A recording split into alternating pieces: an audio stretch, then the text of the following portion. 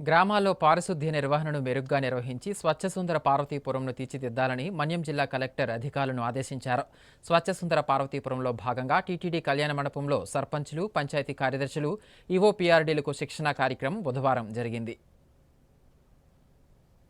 స్వచ్ఛ సుందర పార్వతీపురంను ఆవిష్కరించుటకు ప్రతి ఒక్కరూ తమ బాధ్యతలను అలవాటుగా మార్చుకోవాలని పార్వతీపురం మన్యం జిల్లా కలెక్టర్ ఏ శ్యాంప్రసాద్ అన్నారు. స్వచ్ఛ సుందర పార్వతీపురంలో భాగంగా టీటీడీ కళ్యాణ మండపంలో సర్పంచులు, పంచాయతీ కార్యదర్శులు, ఈవో పీఆర్డీలకు శిక్షణా కార్యక్రమం బుధవారం జరిగింది. ఈ కార్యక్రమంలో ముఖ్య అతిథిగా పాల్గొన్న జిల్లా కలెక్టర్ మాట్లాడుతూ, జిల్లాలో గ్రీన్ అంబాసిడర్ల వ్యవస్థ ఉందని, తడి చెత్త, పొడి చెత్త, గాజు, బ్లేడ్, అపాయకర వస్తువులు వేరు చేసే విధానం పట్ల ప్రజలకు స్పష్టమైన అవగాహన కల్పించాలని ఆదేశించారు. పారిశుద్ధ్య నిర్వహణలో మా పంచాయతీ నెంబర్ 1 గా ఉండాలని కోరుకోవాలని జిల్లా కలెక్టర్ అన్నారు. జిల్లాలో చెత్త నుండి సంపద తయారీ కేంద్రాలను పూర్తి స్థాయిలో వినియోగంలోకి తీసుకురావాలని ఆదేశించారు. ఇళ్ల నుంచి సేకరిస్తున్న పదార్థాలతో పాటు జిల్లాలో మంజూరు చేసిన గోకులాలు ఉన్నాయని, తద్వారా లభించే పేడ వంటి పదార్థాలను వినియోగించుకుని సేంద్రియ పదార్థాలను పెద్ద ఎత్తున ఉత్పత్తి చేయవచ్చని సూచించారు. జిల్లాలో 248 సామాజిక మరుగుదొడ్లు మంజూరు చేశామని, గతంలో 867 మంజూరు అయ్యాయని వివరించారు. Swachh Andhra corporation executive